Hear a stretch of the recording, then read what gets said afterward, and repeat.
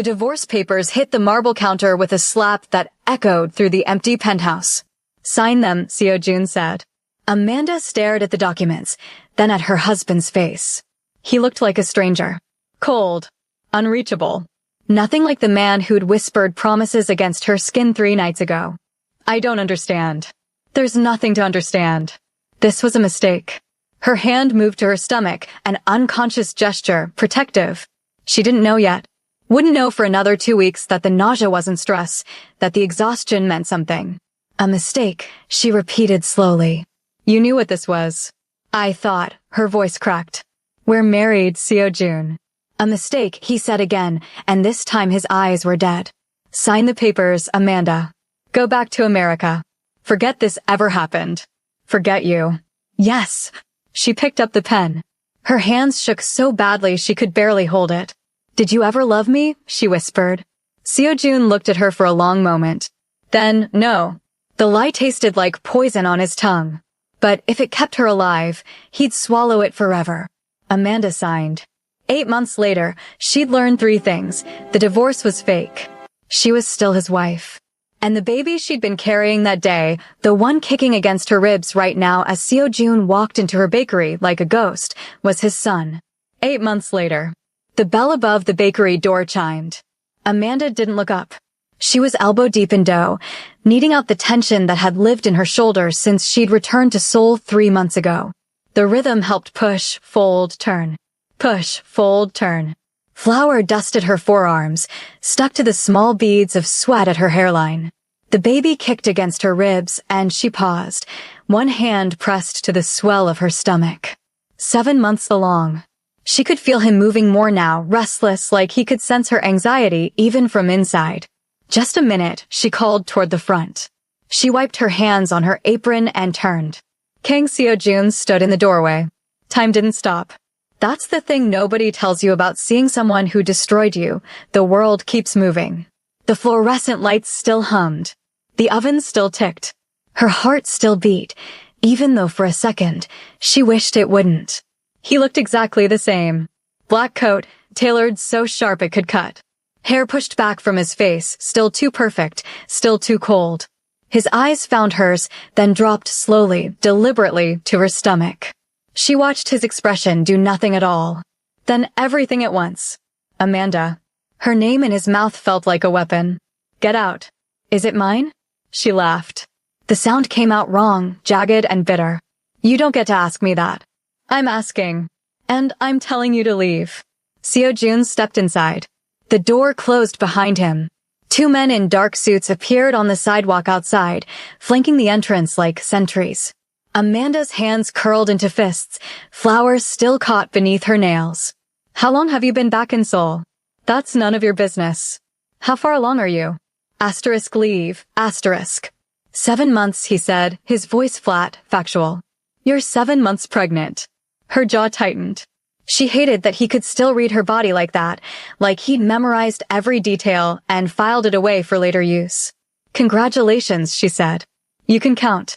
Why didn't you tell me?" The question was so absurd she wanted to laugh again. Instead, she turned back to the counter, gripping the edge until her knuckles went pale. The baby kicked, harder this time, like even he could feel the tension suffocating the room. "You made it very clear," Amanda said slowly, carefully, "that I was a mistake. That I didn't belong in your life. That I should go back to America and forget you ever existed. That's not.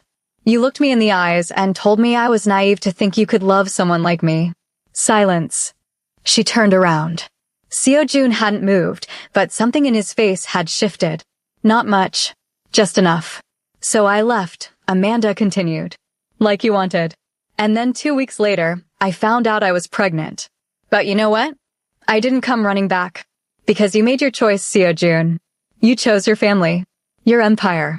Whatever the hell it is you do in the dark. You don't understand." "No. I understand perfectly." Her voice cracked, and she hated herself for it. "I understand that I was stupid enough to marry a man I barely knew. Stupid enough to think he meant it when he said he wanted a life with me. And stupid enough to believe that love was enough." Seo-jun's hands flexed at his sides. "If you'd stayed, I'd be dead." The words hung between them, heavy and immovable. Your cousin made that very clear, Amanda said. Min-jae. He showed up at the penthouse right after you left. Told me exactly what happens to liabilities in your family. Something dark flickered across Seo-jun's face. What did he say to you? Does it matter? Asterisk, what did he say? Asterisk. Amanda pressed her lips together. She could still see Kang Min-jae standing in that living room, hands in his pockets, smiling like he was delivering good news. Asterisk, Seo-jun's father wanted me to make sure you understood the situation. You're a complication. And the Kang family doesn't keep complications around for long. If you care about your life or your family's safety back in the States, you'll disappear quietly. Seo-jun already agreed. He signed the papers, didn't he? Asterisk. He said if I didn't leave, Amanda said quietly, people I loved would get hurt. And that you agreed it was for the best. Seo-jun went very still. He was lying. Was he? Amanda's laugh was hollow. Because you signed the divorce papers right in front of me. You didn't even hesitate. To protect you. Funny way of showing it. My father gave me a choice. Seo-jun's voice was low, controlled, but something underneath it vibrated with barely restrained fury. Divorce you publicly, make you hate me, ensure you never came back, or he'd make you disappear. Permanently. So yes, I signed the papers. I said things I didn't mean. I let you walk out of my life thinking I was a monster. Because the alternative was putting you in a shallow grave somewhere outside the city. Amanda stared at him. The baby kicked again, and she put a hand to her side, steadying herself against the counter. You should have told me. You would have stayed. You should have trusted me. I did. Seo-jun took a step closer. I trusted you to survive. I trusted you to hate me enough to leave and never look back. Well, Amanda's throat was tight. Mission accomplished. Seo-jun's jaw worked. He looked like he wanted to say something else, but the door chimed again. A woman in her 50s entered, carrying a reusable shopping bag. She smiled at Amanda, then noticed Seo-jun and hesitated. Am I interrupting? No, Amanda said quickly. He was just leaving. The woman glanced between them, clearly unconvinced, but moved toward the display case anyway. Amanda forced herself to breathe, to smile, to step around the counter and greet her like nothing was wrong. Seo-jun didn't move. She could feel his eyes on her as she boxed up red bean buns and sweet rice cakes, as she made small talk about the weather and accepted payment with hands that trembled just slightly. The woman left with a polite bow, and the door chimed again. Silence. You can't stay in Seoul, Seo-jun said. Amanda turned slowly. Excuse me. It's not safe. I don't care what you think is safe. The Choi family knows about you. The name meant nothing to her. But the way he said it, cold, final, made her stomach drop. They're my father's enemies, Seo-jun continued. And they've been waiting for an opening. A weakness. You. His eyes dropped to her stomach again. You're both a weakness. I'm not your problem anymore. You're exactly my problem. No. Amanda's voice shook. I'm not going anywhere with you. I have a job, a place to live, a life that doesn't involve your family or your enemies or whatever insane power struggle you're caught up in. Amanda, get out. He didn't move. I mean it, Seo-jun, leave. I don't want your protection. I don't want your money. I don't want anything from you. That's not your decision to make. The audacity of it, the sheer, breathtaking arrogance, hit her like a slap. Watch me make it, she said. Seo-jun's expression didn't change. But he pulled a phone from his coat pocket and made a call, his eyes never leaving hers. Bring the car around back, he said in Korean.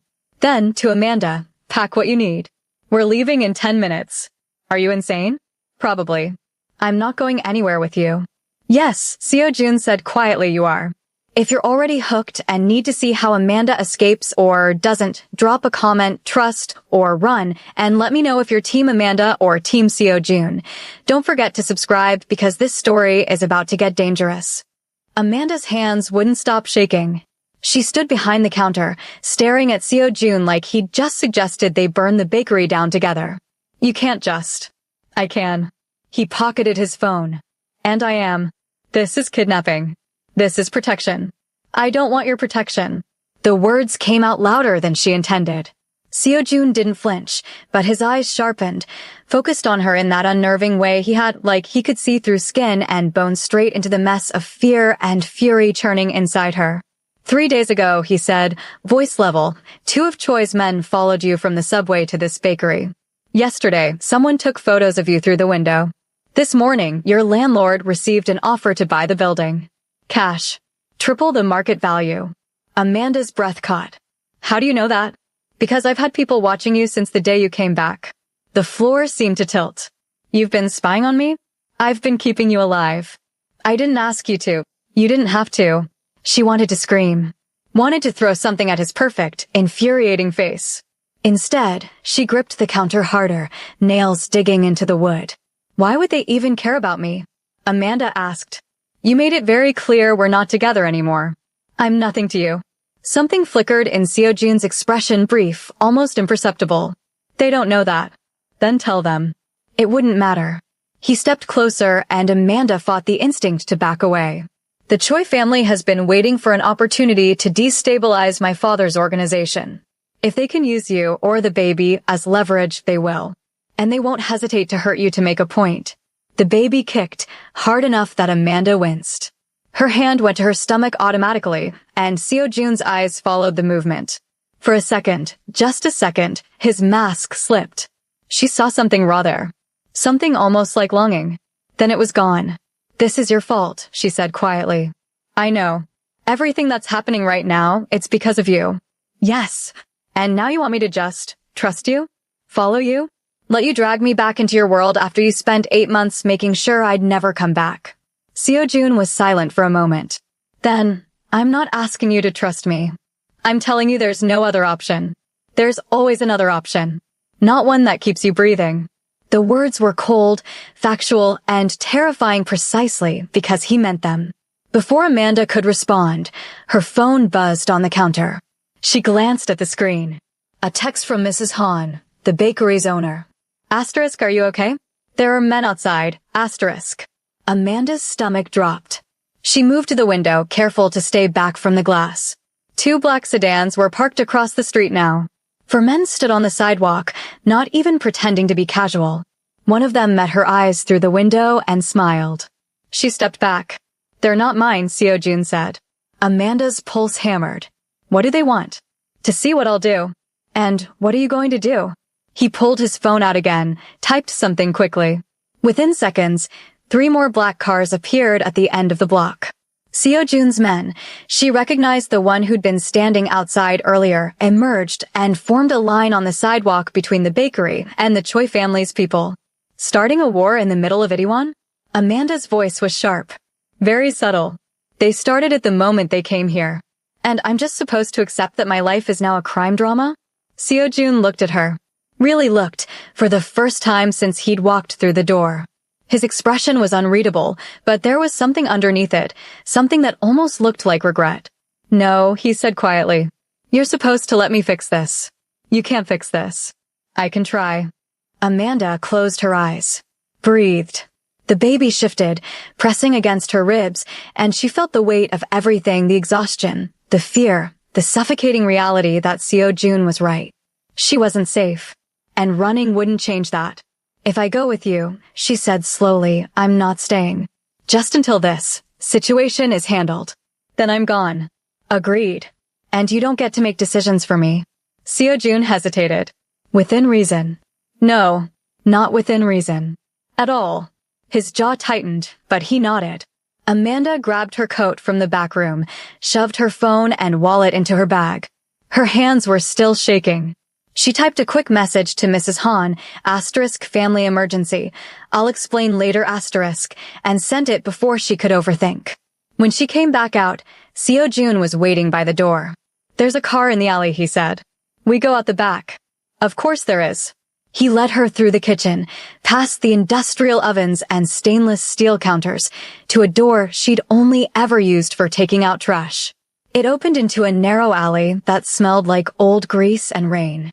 A black SUV idled at the far end, windows tinted, engine running. Seo-jun's hand found the small of her back, guiding her forward. She hated how familiar the touch felt. Hated more that some traitorous part of her didn't pull away. The SUV's back door opened. Seo-jun gestured for her to get in. Amanda hesitated. This was it, the moment where she either climbed into that car and let him back into her life, or turned around and faced whatever consequences came next alone. She thought about the men outside the bakery, the photos, the cash offer on her building. She thought about the baby and what kind of mother she'd be if she let pride get them both killed. She got in the car. Seo-jun slid in beside her, and the door shut with a heavy, final sound. The driver didn't look back, just pulled out of the alley smoothly, merging into traffic like they were heading to brunch instead of fleeing a potential ambush. Amanda stared out the window, watching Itaewon blur past. The streets she'd walked every day for 3 months, the life she'd carefully rebuilt from nothing, it was already gone. "Where are we going?" she asked. "Somewhere safe." "That's not an answer." "It's the only one I have right now."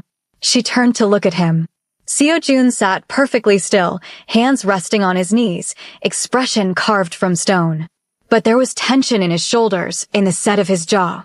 He wasn't as calm as he wanted her to believe. "You really think they'll come after me?" "I know they will. Because I'm pregnant.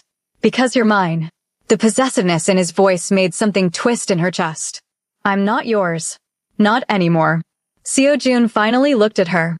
"The divorce wasn't real, Amanda." She blinked. "What?" "The papers you signed. They were fake. You're still my wife." The world tilted again. "That's impossible." "I watched you sign them. You watched me sign documents my cousin forged." His voice was flat, emotionless. "The marriage was never dissolved. Legally, you're still Amanda Kong." She couldn't breathe. Couldn't think. "You're lying." "I'm not." "Why would you? How could you not tell me?" "Because I didn't know." Seo-jun's hands curled into fists. "Not until 3 weeks ago, when my father's lawyer reviewed the family records. Min-jae forged the documents to make it look like we'd divorced. He wanted you gone, but he also wanted leverage over me. As long as we're married, anything that happens to you reflects on the family. It's a liability he could use." Amanda pressed a hand to her mouth. She was going to be sick. "So I'm not just your ex-wife," she said slowly. "I'm your actual wife. And I'm 7 months pregnant with your child. And your family's enemies know about me." "Yes. Jesus Christ." "I'm sorry." She laughed wild, unhinged. "You're sorry, Seo-jun. You've ruined my life. Twice." He didn't argue. Just watched her with those dark, unreadable eyes. The baby kicked again, and Amanda's hand dropped to her stomach. She felt the shape of a tiny foot pressing against her palm, insistent and real. "What's your plan?" she asked quietly. "Keep you alive. Deal with the Choi family. Figure out the rest after." "That's a terrible plan." "It's the only one I have." The car turned onto a highway, leaving Seoul behind. Amanda watched the city lights fade in the rearview mirror and wondered if she'd ever see them again. "How long?" she asked. "How long what?" "How long have you known I was back?" Seo-jun was quiet for a moment. "Since the day you arrived." 3 months. "Yes." "And you just watched? From a distance?" "Yes." "Why didn't you come sooner?" He turned to look at her, and for the first time, she saw something break through the ice.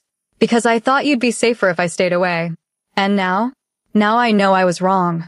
"Okay, I need to know, are you furious at Seo-jun right now, or do you think he's actually trying to protect her? And comment below, do you think Amanda should forgive him, or make him suffer? Hit subscribe because trust me, it's about to get so much worse before it gets better. The safe house wasn't what Amanda expected. She'd imagined something industrial, concrete walls, fluorescent lights, the kind of place you see in movies where people get interrogated. Instead, Seo-jun's driver pulled up to a villa perched on a cliff overlooking the East Sea, 2 hours outside Seoul. White stone, floor-to-ceiling windows, surrounded by pine trees and silence. Beautiful. Isolated. Trap. "This is where you're hiding me?" Amanda asked as the car stopped. "This is where you'll be safe. It's the middle of nowhere." "Exactly." She climbed out slowly, one hand braced against the car door, the other supporting her lower back. The baby had been restless the entire drive, kicking and shifting like he could sense her anxiety. 7 months pregnant, and she still wasn't used to the weight of him, the constant presence. Seo-jun's men were already moving, unloading bags, checking perimeters, doing whatever it is armed security does when their boss brings home his pregnant wife. Ex-wife. Wife. Whatever she was now.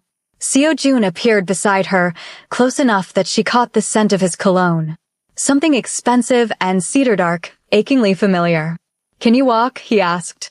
"I'm pregnant, not dying." His hand hovered near her elbow anyway, not quite touching. She hated that she noticed. Hated more that some small, humiliating part of her wanted to lean into it. She didn't. The villa's interior was exactly as pristine as the outside, minimalist furniture, neutral tones, abstract art that probably cost more than Amanda's entire life. The kind of place designed to be admired, not lived in. "Your room is upstairs," Seo-jun said. "Second door on the left." "My room. Unless you'd prefer to share." Amanda shot him a look sharp enough to draw blood. "I'd prefer to be back in Seoul living my life." "That's not an option right now." "Because you said so." "Because the Choi family has a contact in the police department, 3 judges on payroll, and a reputation for making problems disappear. Permanently." He met her eyes. "So yes. Because I said so." She wanted to argue. Wanted to throw his arrogance back in his face and storm out. But she was exhausted, her back hurt, and the baby chose that exact moment to kick her bladder. "Where's the bathroom?" she asked instead. "Upstairs." "And sit." Of course it was.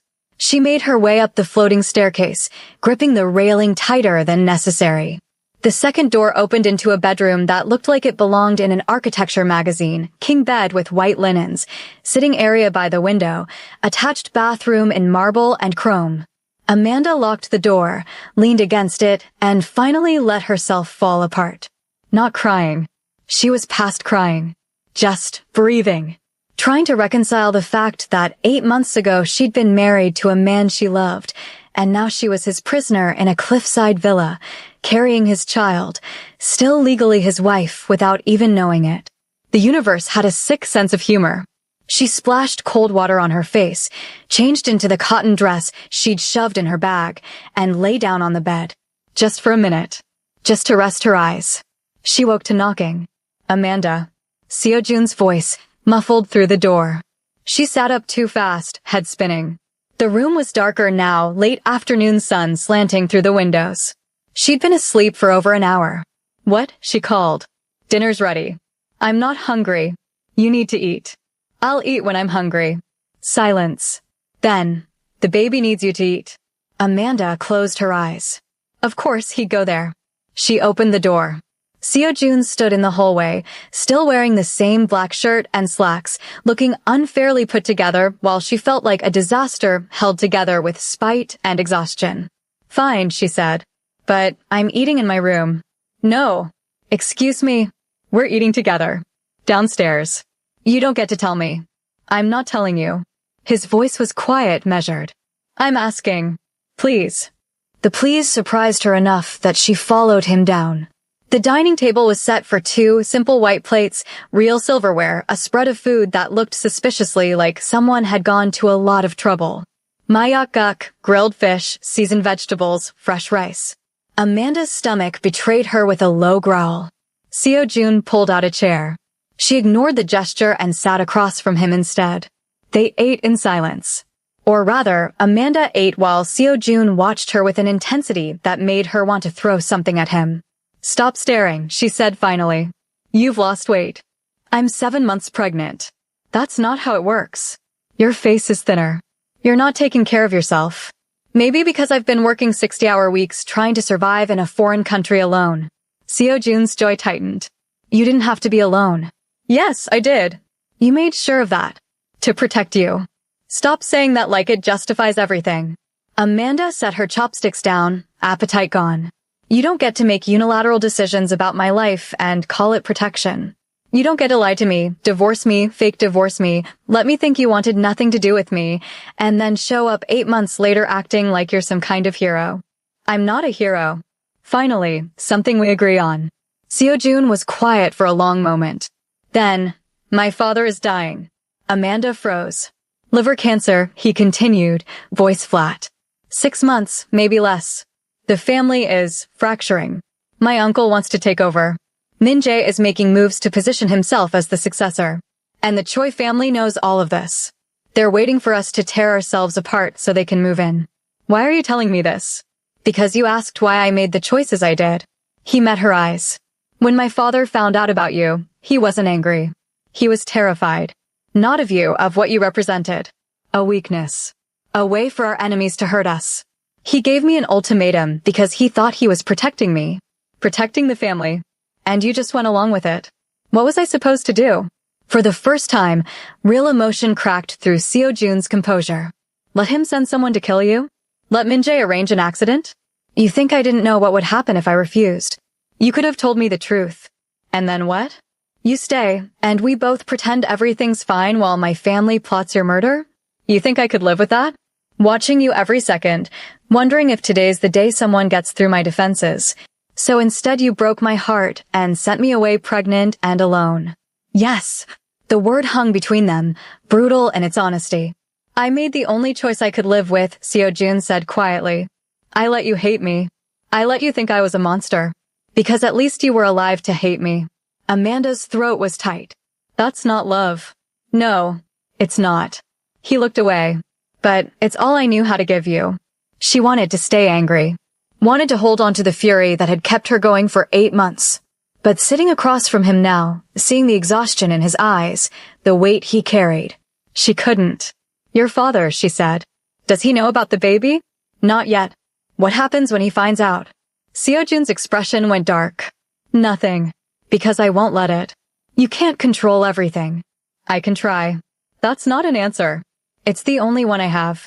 They sat in silence. Outside, the sun sank lower, painting the sea gold and red. I don't forgive you, Amanda said finally. I know.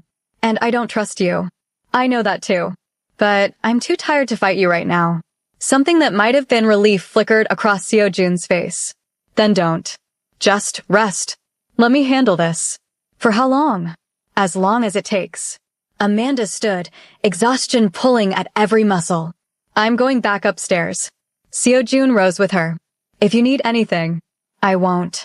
But she paused at the doorway, one hand on the frame, and looked back. Seo Jun. Yes, the baby. She swallowed. His name is going to be Elijah. I decided 2 months ago. She didn't wait for his response. Just climbed the stairs and locked herself in the bedroom, heart pounding, wondering why the hell she'd just told him that. Wondering why it mattered. Downstairs, Seo Jun stood alone in the dining room, staring at nothing. Elijah. His son had a name. And for the first time in 8 months, Kang Seo Jun allowed himself to feel something other than control. Is anyone else feeling this tension? Like, he's trying, but he's also the worst, and I can't tell if I want them together or if Amanda should just take the baby and run. Comment, forgive, or make him suffer. I need to know where you stand. Amanda woke to footsteps outside her door. Not knocking. Just presence. Someone standing there, hesitating. She checked her phone. 2:47 a.m. The footsteps retreated. She lay in the dark, listening to the house settle around her, and wondered if Seo Jun slept at all. Wondered if he stood outside her door every night, or if this was new. Wondered why it made her chest ache instead of making her angry. She hated that she still knew the sound of his walk. Morning came gray and cold. Amanda showered, dressed in the only other clothes she'd packed, leggings and an oversized sweater that barely stretched over her stomach anymore. She felt huge. Ungainly. The baby had been active all night, like he was protesting the change in environment. I know, she murmured, hand on her belly. I don't like it either. Downstairs, the kitchen smelled like coffee and something sweet. Amanda followed the scent and found Seo Jun at the stove, cooking. He'd rolled his sleeves up. No jacket, just a white shirt and dark pants. His hair was slightly mussed, like he'd run his hands through it too many times. He looked almost normal. You cook now? Amanda asked from the doorway. Seo Jun glanced over his shoulder. I learned. When? After you left. The admission hung in the air between them. Amanda didn't know what to do with it, so she sat at the kitchen island and watched him plate what looked like French toast. He set it in front of her. Eat. Is this going to be a theme? You ordering me to eat. Until you start doing it without being told, yes. She picked up her fork. Took a bite. It was good, better than good. Perfectly golden, slight crispness on the edges, topped with fresh fruit and a light dusting of powdered sugar. You really learned to cook, she said quietly. I had a lot of time. Doing what? Running your criminal empire. That? And thinking about you. Amanda's fork paused halfway to her mouth. Don't what? Don't say things like that. Don't act like you spent 8 months pining when you're the one who pushed me away. Seo-jun leaned against the counter, arms crossed. I did both. That doesn't make sense. No, it doesn't. He looked at her, really looked, and there was something raw in his expression. Nothing about what I did makes sense. I know that. But it doesn't make it less true. Amanda set her fork down. What do you want from me, Seo-jun? I want you safe. That's not what I asked. He was quiet for a long moment. Then, I want you to let me fix this. All of it. You can't fix the past 8 months. I know. You can't fix what you said to me. What you made me believe. I know that too. Then what are you trying to fix? Everything else. He moved closer, stopping on the other side of the island. The Choi family. Min-jae. The threats. I want to make it so you can live your life without looking over your shoulder. So our son, his voice caught slightly. So Elijah can grow up without this hanging over him. Our son, Amanda repeated. You keep saying that like you've already decided you're going to be part of his life. I am going to be part of his life. That's not your decision to make. Amanda. No. She stood, suddenly furious. You don't get to do this. You don't get to show up after 8 months and just claim us. Like we're yours. Like you have rights. I'm his father. You're a stranger who happens to share his DNA. The words hit like a slap. Seo-jun's expression didn't change, but she saw his hands tighten on the counter's edge. Is that really what you think? He asked quietly. I don't know what to think. Amanda's voice shook. I don't know you anymore. Maybe I never did. You knew me. I knew someone. But I don't think it was you.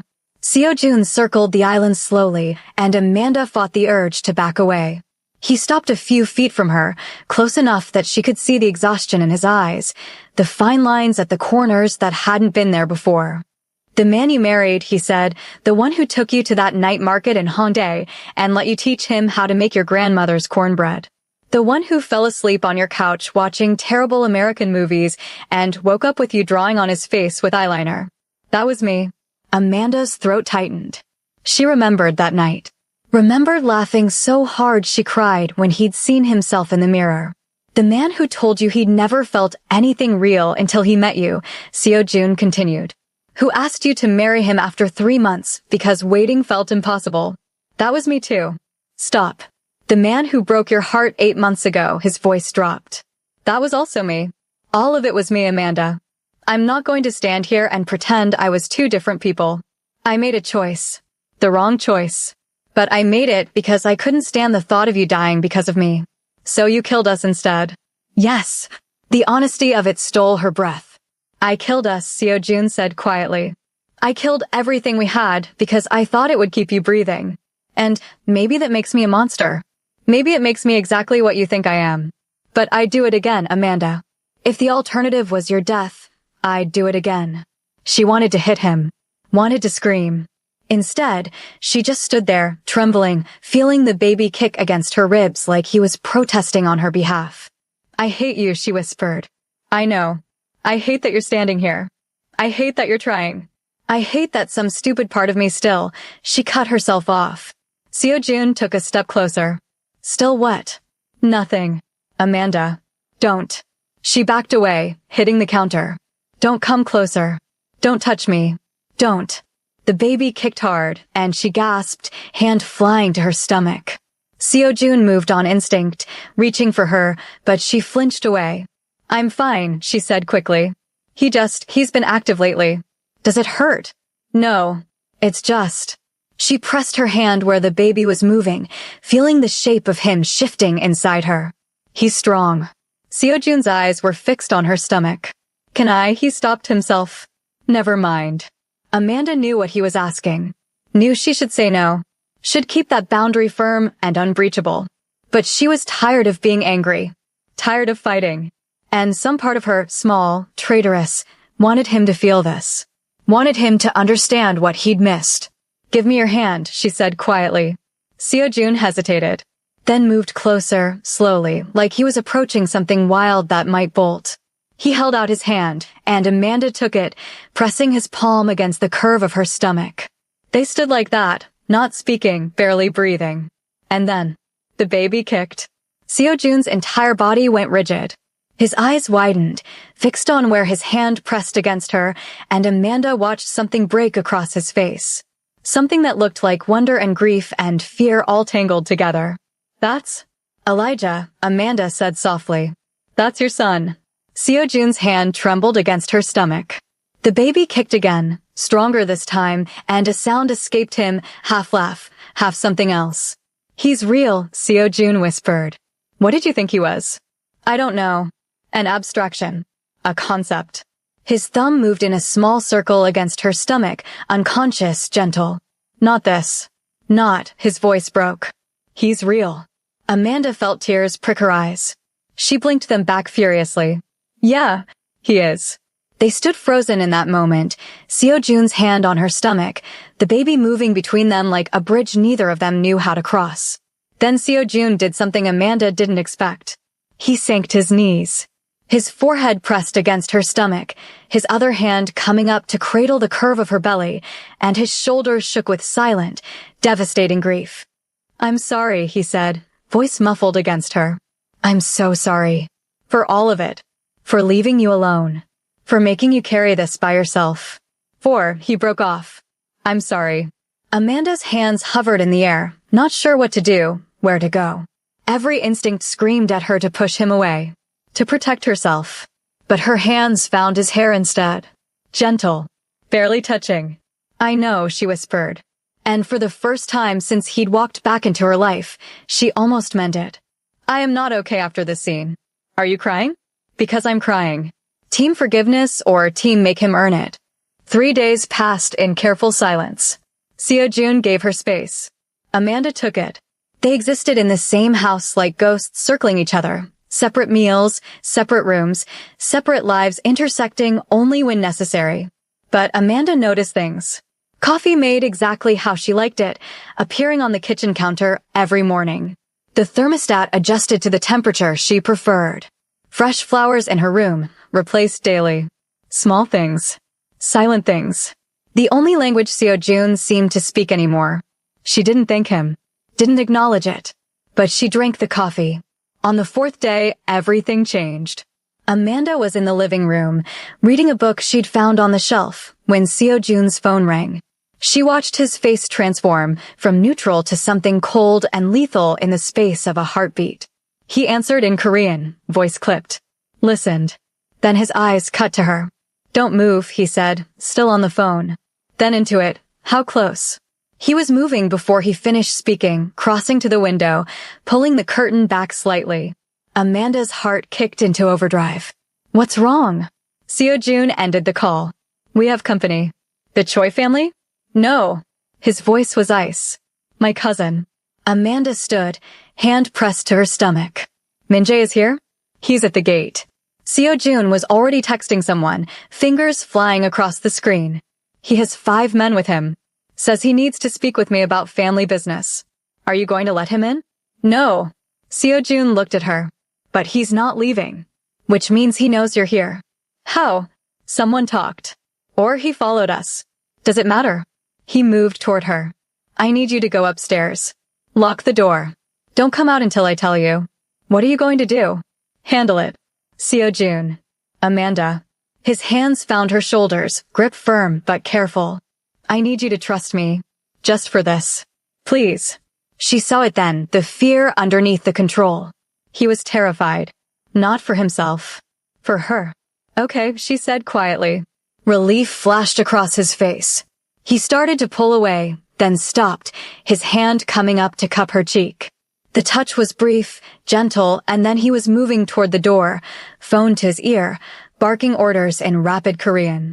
Amanda climbed the stairs on shaking legs, locked herself in the bedroom, pressed her ear against the door and listened. Voices downstairs. The front door opening. Then, cousin. Min-jae's voice, smooth as poisoned honey. You're looking well. You have 30 seconds to tell me why you're here before I have my men throw you off the property. So hostile. And here I came to congratulate you. On what? Your impending fatherhood. I have to say, I'm impressed. You managed to keep the American girl alive longer than I expected.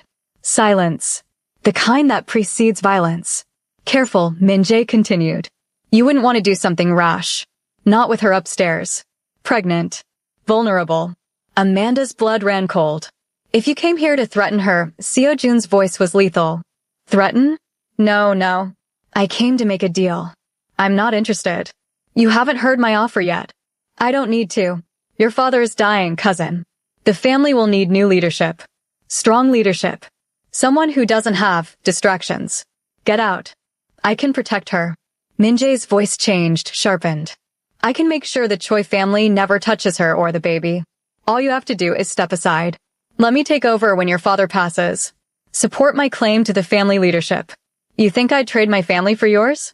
I think you'd do anything to keep her safe. That's your weakness, Seo-jun. Always has been. You care too much. And you don't care at all. That's why you'll never lead this family. Something crashed. Amanda flinched, hand flying to her mouth. You're making a mistake, Min-jae said, voice hard now. The Choi family knows about her. They know about the baby. Do you really think you can protect them both and fight a war? Something will slip. Someone will get through. And when they do, get out. I'll give you 24 hours to think about it. After that, my protection offer expires. And if something happens to your pretty American wife, well, that's on you. Footsteps. The door closing. Then silence.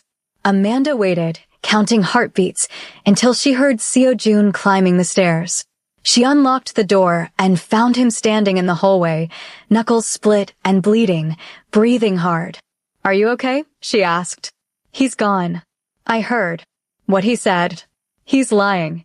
Is he? Amanda moved closer. Because it sounded like he was telling the truth.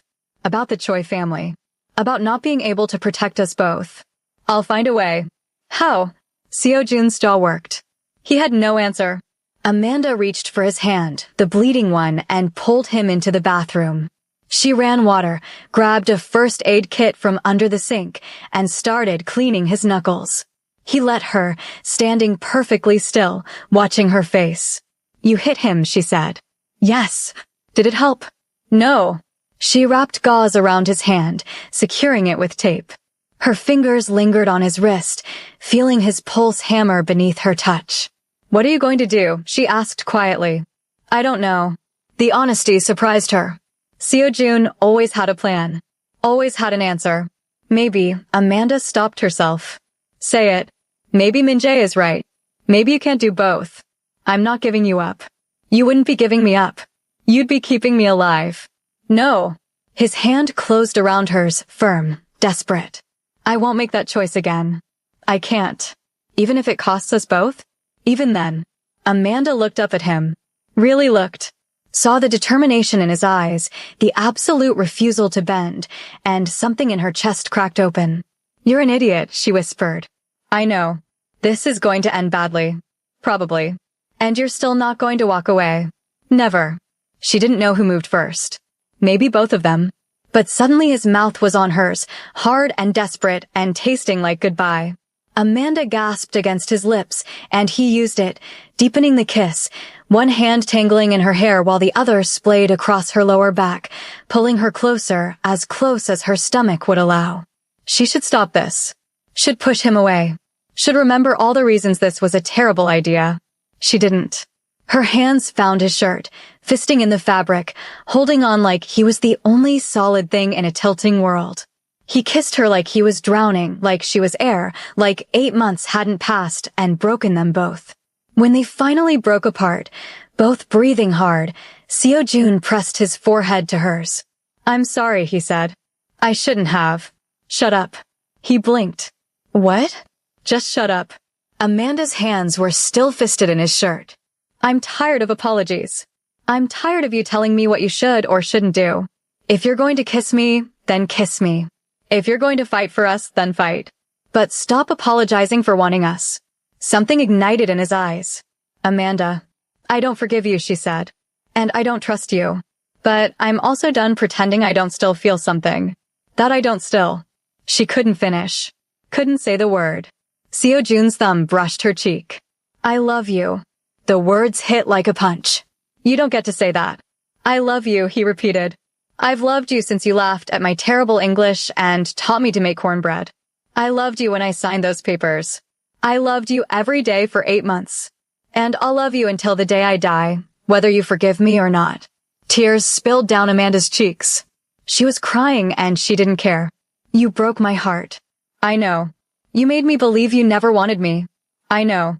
And now you're asking me to believe you again. No. Seo Jun's hands framed her face, gentle, reverent. I'm asking you to let me prove it. Every day. For the rest of my life. However long that is. Amanda closed her eyes. Felt the baby kick between them, reminder of everything at stake. I can't promise I won't hate you tomorrow, she whispered. I'll take it. I can't promise I'll ever forgive you. I'll take that too. She opened her eyes. What if this doesn't work? Then at least we tried. And somehow, impossibly, inexplicably, that was enough. Amanda pulled him down, kissed him again, and let herself fall. Okay, I'm screaming. Are we forgiving him too soon? Is this the worst decision ever? Comment your honest thoughts and subscribe because Min-jae isn't done, and neither is the Choi family. They didn't talk about what happened. Not that night, when Amanda fell asleep in Seo Jun's arms for the first time in 8 months, his hand protective on her stomach. Not the next morning, when she woke alone and found him on the phone in his office, speaking in rapid Korean that sounded like orders and threats. Some things didn't need words. But the shift was undeniable. The careful distance they'd maintained collapsed overnight. Seo Jun touched her now, small things, constant things. His hand at the small of her back when she walked downstairs. Fingers brushing hers when he handed her coffee. His lips against her temple when he thought she wasn't paying attention. Amanda let him. She told herself it was temporary. That once the threat passed, she'd go back to Seoul and rebuild her life without him. That this was just survival, not forgiveness. She was lying. On the 6th day, Dr. Moon arrived. You need a checkup, Seo Jun had said that morning. You haven't seen a doctor since you came back to Seoul. I've been to the clinic. A proper doctor, Amanda. Someone who specializes in high-risk pregnancies. I'm not high risk. You're 7 months pregnant, under extreme stress, and haven't had consistent prenatal care. That's the definition of high risk. She'd wanted to argue. But he was right, and they both knew it. Dr. Moon was a woman in her 50s with kind eyes and no-nonsense efficiency. She set up in one of the villa's spare rooms, transforming it into a makeshift examination space with equipment Amanda didn't want to know how Seo Jun had acquired. Mrs. Kang, Dr. Moon said, gesturing to the exam table. Let's take a look. Amanda climbed up, intensely aware of Seo Jun standing by the door, arms crossed, watching. You can wait outside, Amanda said. I'd rather not. Seo Jun. Please. His voice was quiet. I've missed everything else. Let me be here for this. Dr. Moon looked between them, then smiled slightly. Father's prerogative. Amanda wanted to argue. But when Dr. Moon pulled out the portable ultrasound machine, all thoughts of protest died. Let's see how baby is doing, Dr. Moon said, squirting gel on Amanda's stomach. The probe pressed against her skin and then sound filled the room. Fast, rhythmic, impossibly loud. Elijah's heartbeat.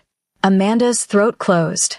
She'd heard it before at the clinic in Seoul, but this time was different. This time Seo Jun was here, and when she glanced at him, she saw his face had gone completely still.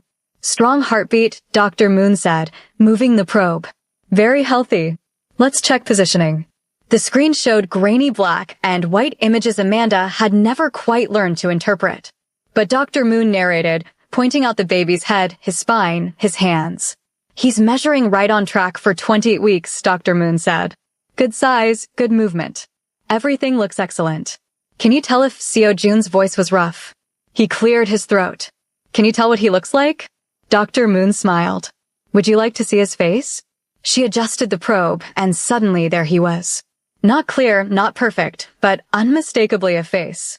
Elijah's profile, tiny nose, lips slightly parted. Amanda's hand flew to her mouth.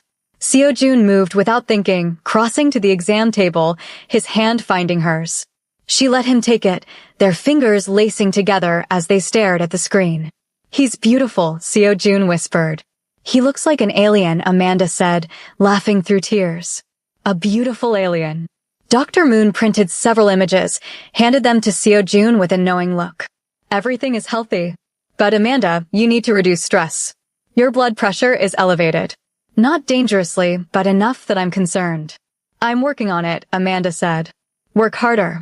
Dr. Moon looked at Seo Jun. That goes for you too. Whatever situation you're in, find a way to minimize her stress. For the baby's sake. I will, Seo Jun said, and it sounded like a vow. After Dr. Moon left, Amanda found Seo Jun in his office, staring at the ultrasound photos like they held the secrets of the universe. You okay? She asked from the doorway. He looked up. I keep thinking about what I missed. The first ultrasound. Feeling him kick for the first time. Watching you, he stopped. I missed all of it. Yeah, you did. I'm sorry. I know. Amanda moved into the room, sat in the chair across from his desk. But you're here now. Am I? Seo Jun set the photos down carefully. Because it feels like I'm still failing. Min-jae was right. I can't protect you and fight the Choi family. Not effectively. Something will slip. So, what are you going to do? End it. Amanda's stomach dropped. What does that mean? I'm going to Seoul tomorrow. I'm going to meet with Choi Dae-jung and negotiate a truce. A truce. A way forward that doesn't involve you and Elijah as collateral damage. And if you won't negotiate? Seo Jun's expression went cold. Then I'll make him. How? You don't want to know. Yes, I do. Amanda leaned forward. You keep trying to protect me from your world, but I'm already in it. I'm carrying your child. I'm still legally your wife. Whatever happens affects me too. So stop treating me like I'm made of glass and tell me the truth. Seo Jun studied her for a long moment. Then, the Choi family wants control of the Eastern District. It's prime real estate, highly profitable.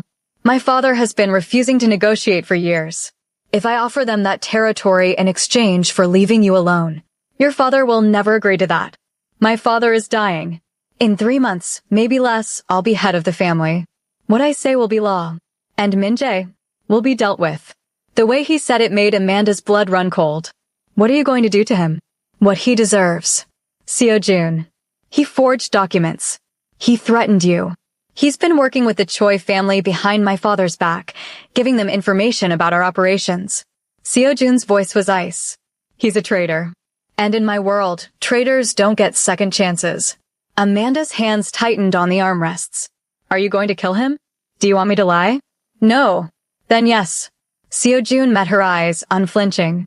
I'm going to kill him. Not today, not tomorrow. But soon. Because as long as he's alive, you're not safe. She should be horrified. Should feel something other than this strange, numb acceptance. But all she felt was tired. When, she asked quietly, after I secure the truce with the Choi family, after I make sure you and Elijah are untouchable, and then what? You just come back here and we pretend you didn't murder your cousin. I don't expect you to pretend anything. Seo Jun stood, moved around the desk. I know what I am, Amanda. I've never lied to you about that. I'm not a good man. I do terrible things for terrible reasons. But everything I do, every choice I make, it's to keep you safe. That doesn't make it right. I know.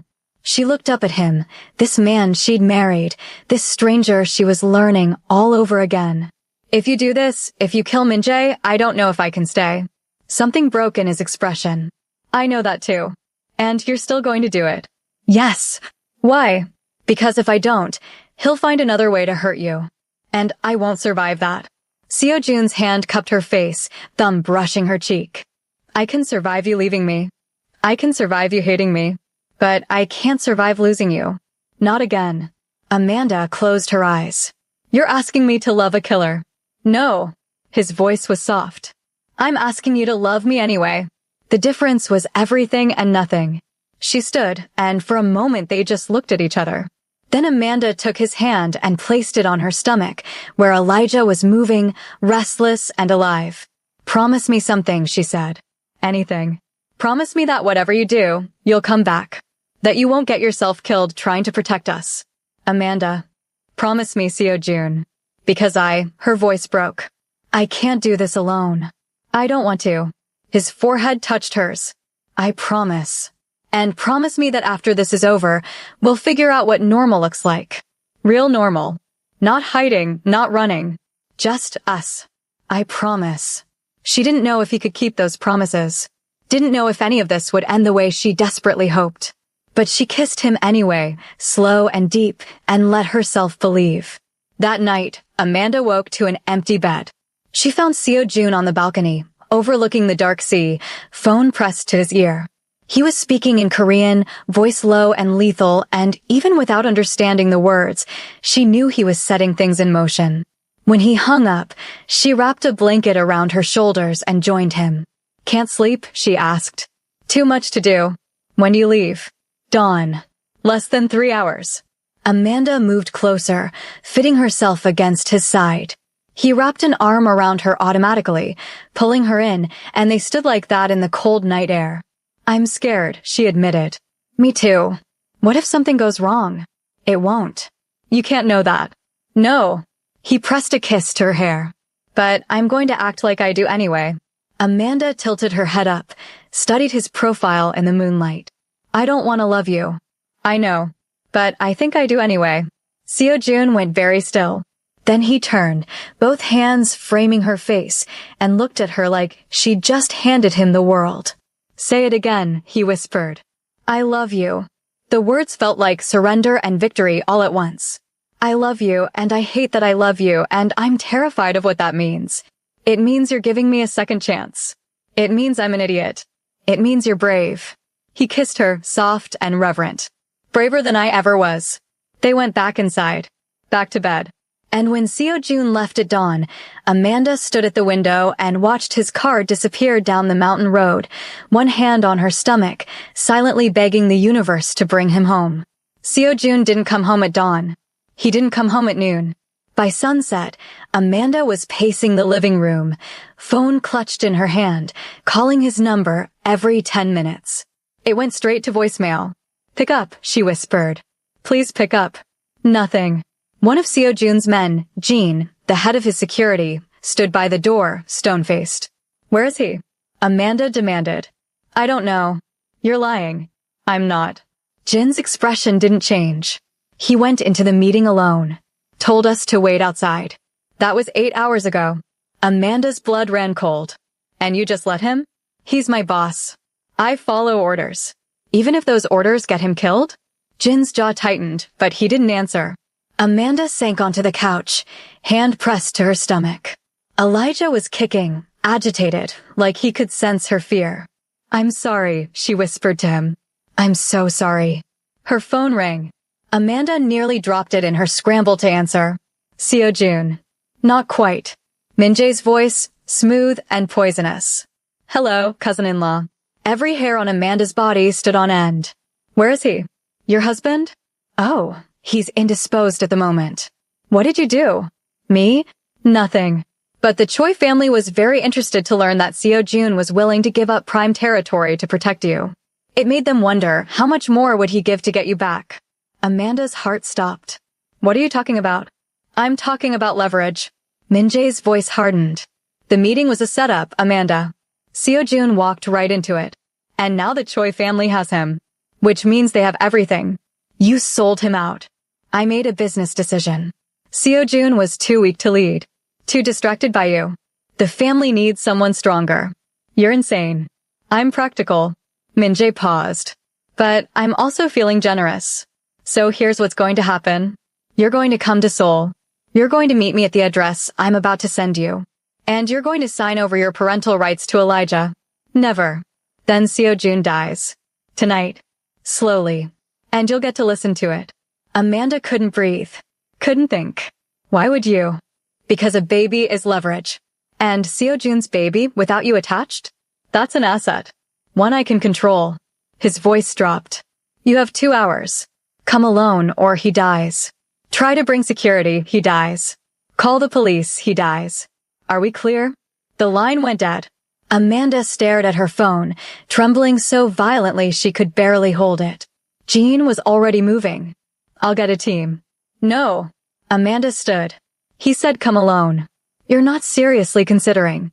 He has Seo Jun. And if you go, he'll have you both." Jin's composure cracked. "Mrs. Kong, please. Let me handle this." "How? You don't even know where they're keeping him." "I have contacts." Resources. I can. Amanda's phone buzzed. An address in Seoul. A warehouse district. She looked at Jean. I'm going. You're 7 months pregnant. I'm aware. This is suicide. Then it's suicide. Amanda grabbed her coat. But I'm not letting him die because of me. Not again. Jean stared at her for a long moment. Then, if you're going, I'm coming with you. Hidden. At a distance. But I'm not letting you walk into that alone. Min-jae said. Min-jae is a liar and a traitor. Whatever he promised, he won't keep it. Jean pulled out his phone. I'm calling in the team. We'll stay back, out of sight. But if things go wrong, they won't. If they do, Jean continued, we'll be ready. Amanda nodded. She didn't have the energy to argue. The drive to Seoul was the longest 2 hours of her life. The warehouse was exactly what she expected, abandoned, industrial, the kind of place where bad things happened and no one heard you scream. Amanda walked through the door alone. Inside, Min-jae waited, flanked by 2 men with guns. And behind him, Seo-jun. He was tied to a chair, blood crusted on his temple, one eye swollen shut. But alive. Conscious. And when he saw Amanda, his expression twisted into something between relief and absolute horror. No, he rasped. Amanda, run. One of the men hit him. Seo-jun's head snapped to the side. Stop. Amanda moved forward, but Min-jae held up a hand. That's far enough. She froze. I'm here. Let him go. After you sign the papers. Min-jae pulled out a document, held it out. Parental rights. Sign them over to me. Why? What are you going to do with our son? Raise him. Mold him. Turn him into what Seo-jun was too weak to become. Min-jae smiled. A real leader. You're insane. I'm ambitious. There's a difference. He gestured to the papers. Sign, Amanda. Or watch your husband die. She took the papers. Looked at Seo-jun. His eyes were steady on hers. And then, barely perceptible, he shook his head. Don't do it. But Amanda wasn't listening to him anymore. She took the pen. Moved to sign. And then she drove it straight into Min-jae's hand. He screamed.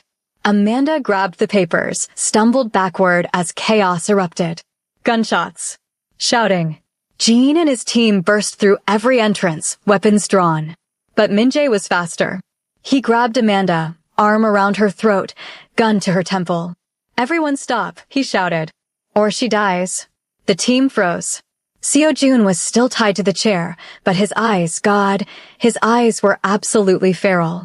Let her go, he said, voice deadly calm. Let her go, Min-jae, and I'll give you whatever you want. It's too late for that. It's not. You want the family? Take it. You want me dead? I'll give you the gun myself. Just let her go. Min-jae laughed. You think I'm stupid enough to believe? Amanda drove her elbow back, hard, into his ribs. The gun went off loud, deafening, but the bullet went wide. She dropped. Everything happened at once. Jin's team opened fire. Min-jae fell. And Seo-jun, still tied to the chair, threw himself forward, toppling sideways, dragging himself across the floor toward Amanda with his teeth bared and his eyes wild. Amanda. I'm okay. She was shaking, hands pressed to her stomach. I'm okay. The baby. Is he moving? Yes. She felt a kick. He's okay. Seo-jun sagged with relief. Jean was already cutting him free, and the moment his hands were loose, Seo-jun pulled Amanda into his arms, holding her so tightly she could barely breathe. You came, he said hoarsely. You stupid, brave, insane woman. You came. Of course I came. You could have died. So could you. I'm not worth your life. Amanda pulled back, looked him in his battered, beautiful face. Yes, you are. You're worth everything. Seo-jun kissed her. Desperate and grateful and alive. 3 months later, Amanda stood in the nursery, holding Elijah, finally outside her instead of in, and watched Seo-jun paint the last wall a soft, warm gray. He'd stepped down from the family business. Not completely. He still had influence, still had power. But he'd handed day-to-day operations to someone else. Someone trustworthy. Min-jae was dead. The Choi family had backed off. And somehow, impossibly, they were free. He's beautiful, Seo-jun said, coming to stand beside her. He looks like you. He looks like you. Poor kid. Amanda laughed. Elijah stirred in her arms, tiny fist curling against her chest. Are you happy? Seo-jun asked quietly. She looked at him. This man who'd broken her and saved her and loved her through it all. Yeah, she said. I think I am. He kissed her temple. Good. Because you're stuck with me now. Forever. Forever. And for the first time in almost a year, Amanda believed him. The end. Did this story wreck you, or did it wreck you? Comment your favorite moment from this entire story, and don't forget to subscribe because I've got more Afro-Korean Mafia romance content coming your way. Thank you for watching. This one was special. See you in the next story.